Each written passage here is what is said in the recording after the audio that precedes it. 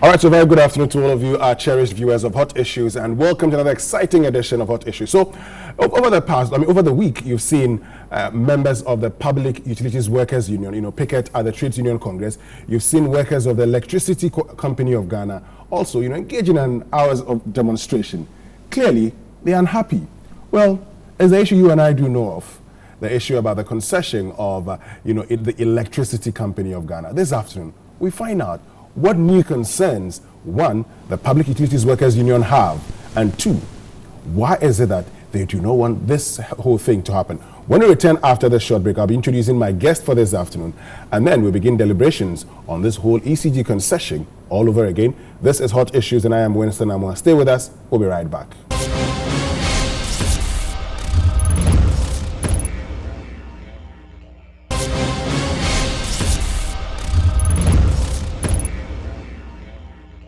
All right, so welcome back from that short break, and thanks for staying with us. This is Hot Issues, and my guest is the General Secretary of the Public Utilities Workers Union, Michael Dumatanyantichi. Good afternoon, sir, and thank you very much for joining us. Good afternoon. I believe you're doing very well. By God's grace. What new concerns do you have now with the concession of the Electricity Company of Ghana? What are your new challenges? Well, I think let's put it in perspective. When this whole program started, and we became aware of it, especially the compact itself, we took some time, we look at it. Then we realized that the compact as a whole is a very good program. Yes, that we know. You've talked about it being so good.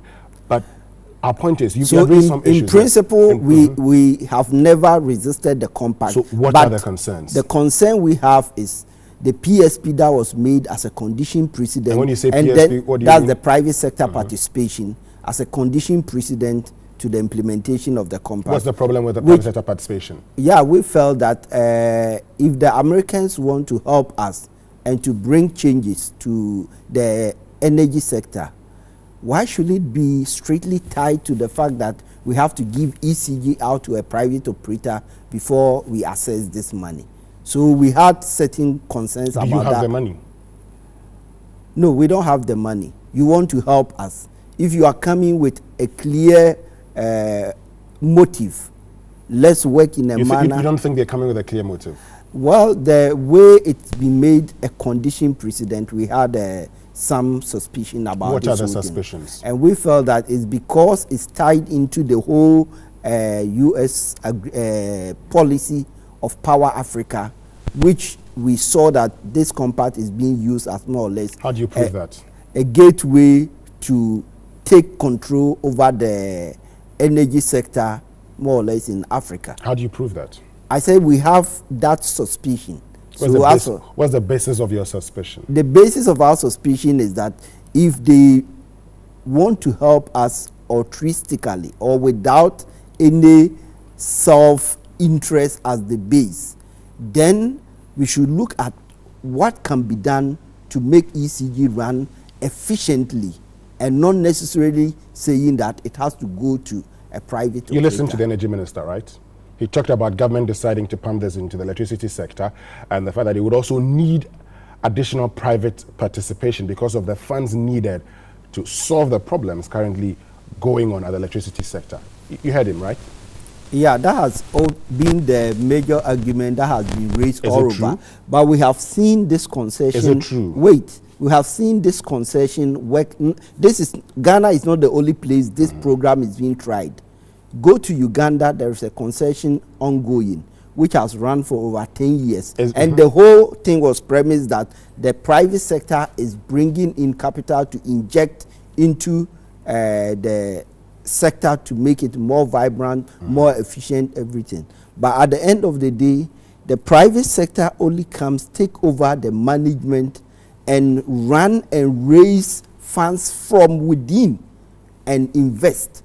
So we have from day one saying that what we want to do, we can easily do it and get all the money. How come you haven't been able to do it all this while? That has been the major problem we have always hyped that.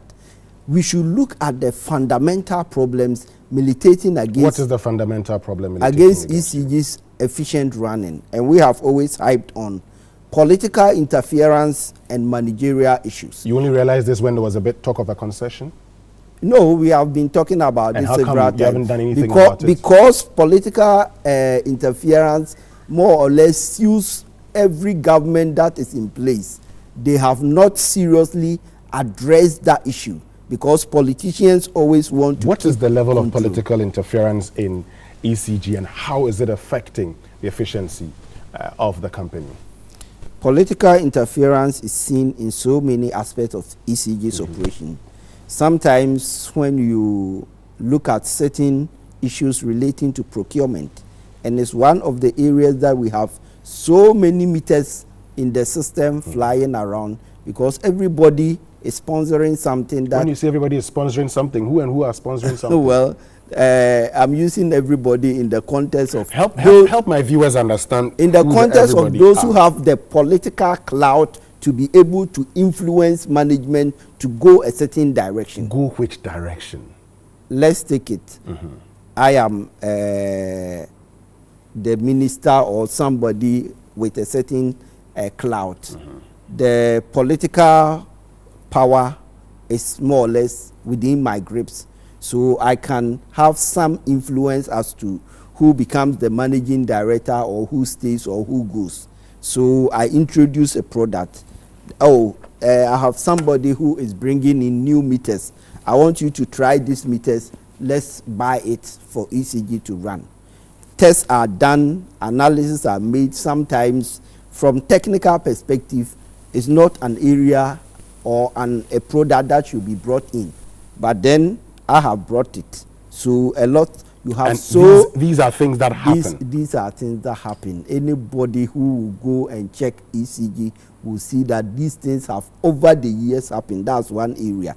Another area is the SHEP project, which has become more or less a political tool. During elections, SHEP meters are scattered all over. And now you have situation, people have been given these meters and they are keeping with them.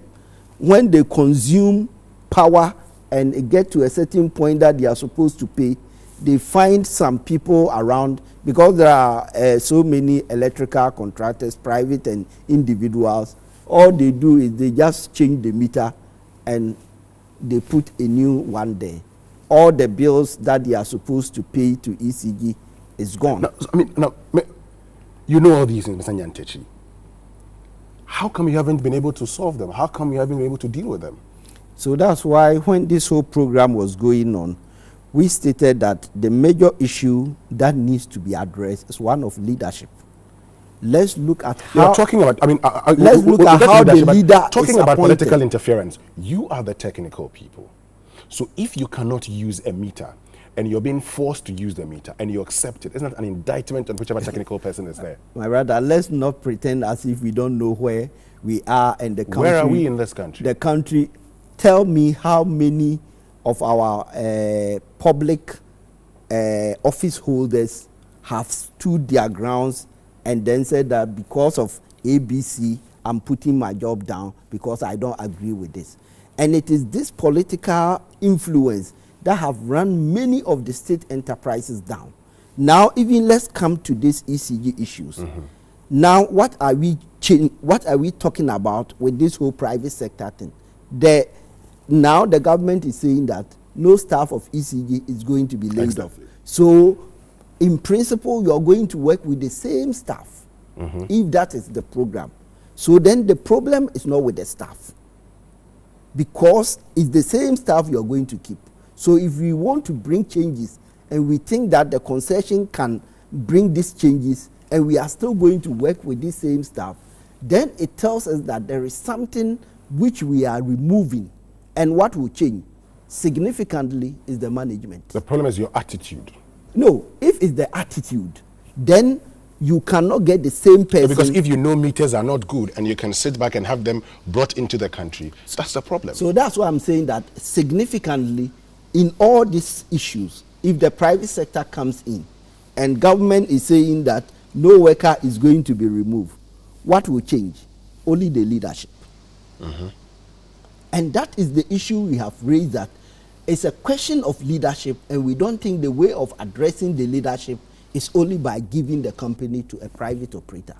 Unless we are saying that this so-called nobody will be laid off is just a farce. So if all the staff are going to be there, then it means the problem is not just an issue of staffing. The problem is one of management. And again, the moment the private operator comes in, because certain agreements have been signed, which is going to be clearly spelled out in the lease and assignment agreement, it will also mitigate the political interference.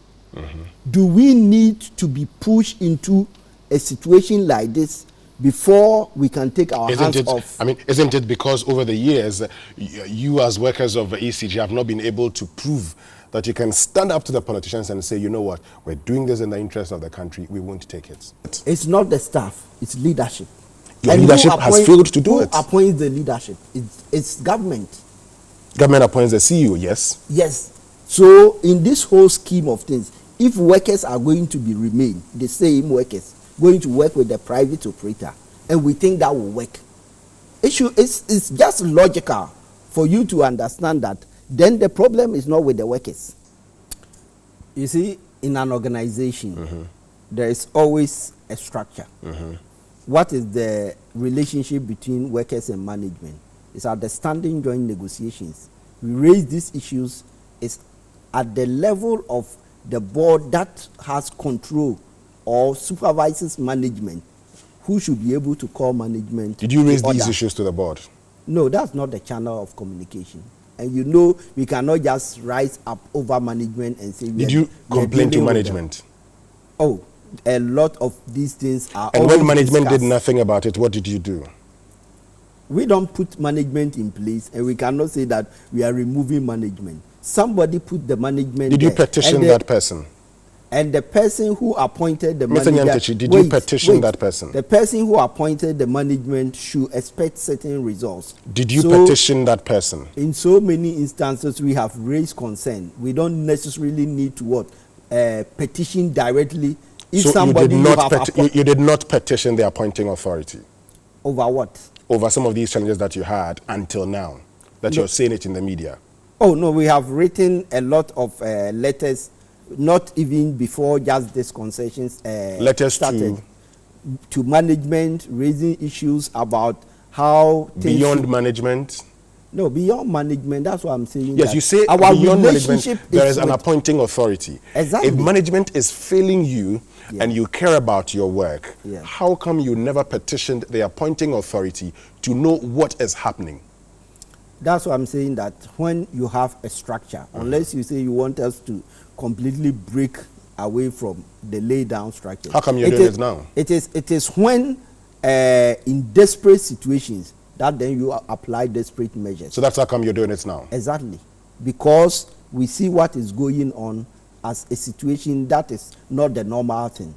Because this whole concession is not something that we will say this is a management-led activity. So all this while you saw it as normal until now, that you realize that certain things are abnormal. No, we not. The point I'm raising is that... You just said that, I mean... Listen, there's a fundamental problem.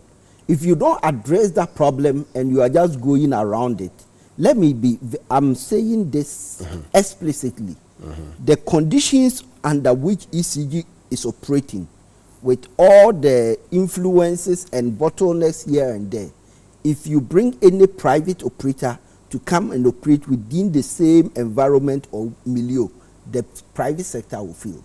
And that is why, to enable the private sector operate and turn the company around, government has undertaken a number of obligations. And we have been saying that if these same conditions have been given to ECG, nobody will be talking about concession. The company would have run efficiently. You have concerns? And will be making profit. And let's understand, in this same country, under Ghanaian management, ECG had run and declared profits. Because you had era where there was very little political interference, and you have managers who were conscientious about what they are there to do. Go through ECG records and you'll be able to see where the company declared profits for the state. Which year was that, for the sake of our viewers? For the sake, not to go very far, you can go to during President Kufuor's regime, under the late managing director, Jude Edua Mankwa. That is the latest I can recollect. But go and read. From there, you've not made any profits. Read about the period of Mr. Kalechi when he was in charge of ECG, and he had a clear, more or less a hands-off from political, and he ran the company purely on technical and economic variables. The company was doing well. Is this which we have always been hoping that under this arrangement, let's remove the bottleneck and enable the company to run. So even the issue of management or leadership, we have proposed that since even, and it has come back to buttress the point we are making, with this government position that nobody will be laid off. So it tells us that the problem is not about staffing. It's about your attitude, isn't it? Hold on 1 minute. About the attitude, the same person you are still keeping, and you think the attitude will change overnight. It's not that. Hold on it's 1 minute. Systemic. We need to go for a short break. We'll come back and deal with the systemic problem. Of course, there are other issues that you are raising also. This is Hot Issues with me, Winston Amwa. Stay with us. We'll be right back after this break.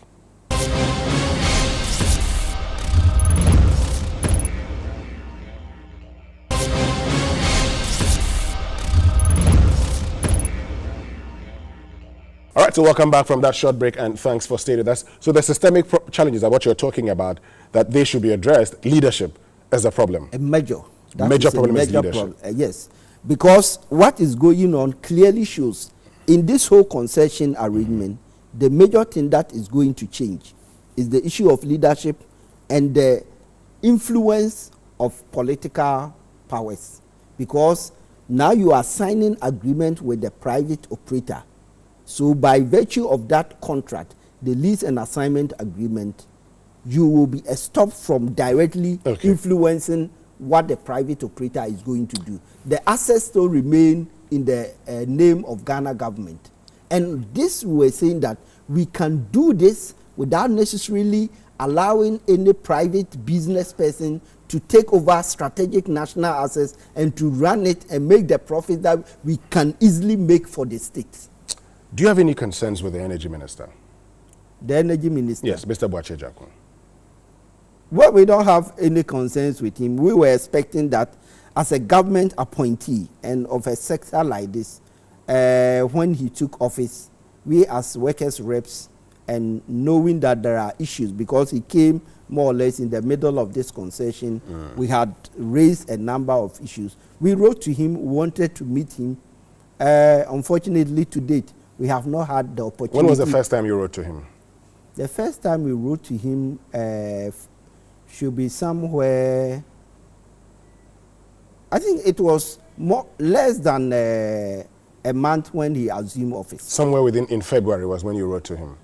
February or March? March, thereabout. He's still not met you? He hasn't met us as a national union. I sit here on national television and I'm saying that since the minister took office, Public Utility Workers Union representing the staff of ECG, he has never met us. What does that tell you about the minister?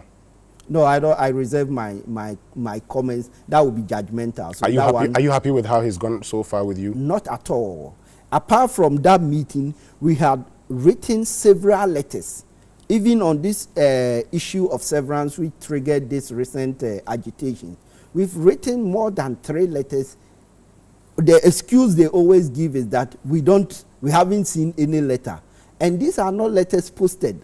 These are letters individual human beings walk to the office of the minister and the secretary signs the letter. But if between the secretary and the minister's office, the minister has never seen those letters, I think maybe the concession should start from there. The concession should start from the minister's office? What else can I say? If I bring a letter to your office, to your secretariat, not once, not twice, not thrice, and the letter doesn't get to you, I think that is where it should start from. Because things are not being done right. Exactly. So if the minister had responded to even the issues we have raised, and even what he came on air to say recently, if he had just put that, this is our response to you, it becomes a basis for what? Engagement. But I believe that a public figure, and especially a minister of state, you have workers in your sector and there are issues, you cannot engage them to discuss and find amicable solution. I think there is something seriously wrong. Let me tell you something. Go ahead. Recently, Ghana Water is one of the companies within our jurisdiction. We operate there. The board of Ghana Water was inaugurated recently. The very day the board was inaugurated, the board is chaired by Honorable Afenyo Markin. He met with management reps. That same day, he met with leadership of the union. And following day, met with other key stakeholders to build that social engagement. And that's what you term as effective leadership. It is a good step towards ensuring that other minds are brought to the table. The same can't be said of the energy ministry. I wouldn't. What's it about your severance package? You know, when this concession started, we have maintained a position that we think the concession is not the best model or vehicle for even applying PSP in ECG. We've raised so many negatives, we don't want to go back to it. But then we brought a proposal that fine, if government is already entangled in a manner that it cannot extricate itself from the compact, so you have to go ahead. Why won't we look at an alternative where at the end of the road, Ghana will still get a lion's share of whatever benefits that accrues from a reform and efficient ECG. So we propose the option of a joint venture because the assets are still owned by the state. If you go through and from all that is going on, because at the end of the day, all that will change when the private operator takes over. If government, the proposed guarantee that no staff will be laid off is kept. And 49% will be in the hands of foreigners. Foreigners, and 50% will be in the hands of Ghanaians. Ghanaians. Yes. So it means that in terms of the assets, ownership is not in question. It still remains Ghana government. So it is management which is changing. And then the relationship between the management and the owner. So these are two major... Exactly. So what's it about your severance package? So the severance package now is that the arrangement that has been put in place, or the discussion so far from what we have read, is the fact that staff of ECG, majority of them will be transferred from ECG to the private operator. The first time under the previous regime, the arrangement was that within the first 5 years, nobody was going to be laid off. Then after 5 years, we asked the question. There was no answer. What's the basis for that severance package you're talking about? It is the technical termination that will result from this process. Because the moment you... What technical termination would result from this process? The moment you move the staff from ECG to the private operator, they are no longer staff of ECG. And if you go through the labor law, the section 65 says that when an employer is carrying about any changes, any arrangement which will lead to termination of the contractual relationship between the employer and the workers, some form of compensation. Let me just use your Labor Act. You know, you brought it, but let me just use your Labor Act and look at Section 65. I'm sure you've opened it down already.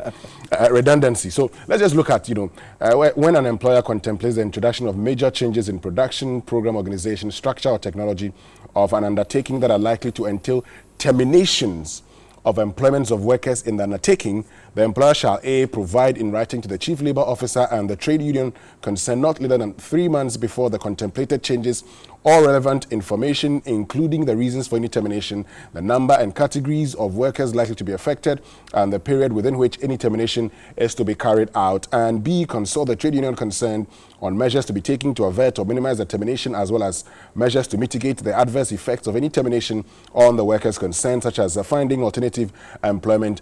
2, without prejudice to subsection 1, where an undertaking is closed down or undergoes an arrangement or amalgamation, and the closed down arrangement or amalgamation causes severance of the legal relationship of the worker and employer as it existed immediately before the closed down arrangement or amalgamation, and B, as a result of and in addition to the severance, the worker becomes unemployed or suffers any diminution in terms and conditions of employment, the worker is entitled to be paid by the undertaking at which the worker was immediately employed prior to the close down arrangement or amalgamation. Compensation in this section referred to as redundancy pay. Is that what you're talking about? Exactly. That's what we are talking about. But because have you read the whole section? You can read to the end. The whole section says, look Yes. at 2 critically. Yes. And the 2 tells you that as a result of, if you suffer, the worker becomes unemployed or suffers any diminution in terms of conditions of employment, Do you know whether you would suffer any of these? One, you're not going to lose your jobs. You do not know whether your salaries and your benefits are going to be reduced. So why a severance package? Okay. Before you got to 2, I think you read the first subsection. He says when an employer contemplates, and then the subsection 2 there says that consult the trade union. Yes. Where we are now in this process, we have gone far past beyond contemplation. We are deep in implementation. There hasn't been this Now, hold on. When you contemplate, this would entail the termination. Exactly. The termination of your contract, of your employment. Okay. It's very, here it says terminations of employment. Okay. Over Now, here, you're not having terminations of employment, wait, Mr. Nyantechi. please. So what's the basis there? No. The minister says, okay, he says if you wanted to, you should resign. No, that one we don't want to even comment about. Why don't you want to comment? He says you should leave the job. He will give it to you. You know, I say that we don't want to Mr. comment Nyantechi, about it. I they think say he said, leave the job and you get it. Would you? He said it for me. He said it in, I would say, in person. He meant it. Would you leave the job and take the severance package? Let me ask you a simple question. And you answer it after you ask it. And I wonder whether the minister was really serious about that statement. Because You think he wasn't serious? Wait, the moment you resign from the organization, on what locus are you asking for severance? The moment you resign from the organization, what is the locus for you to come and say pay? So the minister doesn't get it. That's what I'm saying. I don't want to comment about that. You don't think he was serious about that, Mr. Nyantechi? So the issue is that let us approach this in the order and according to the procedure, which I haven't sing. Thank you very much, Michael Nyantechi, General Secretary of the Public Utilities Workers Union, for joining us this afternoon on Hot Issues. My name is Winston Amadou. Have a lovely weekend, and I see you on Monday on 3FM 92.7 from 5:55 to 10 a.m. on The Morning Show. Bye for now.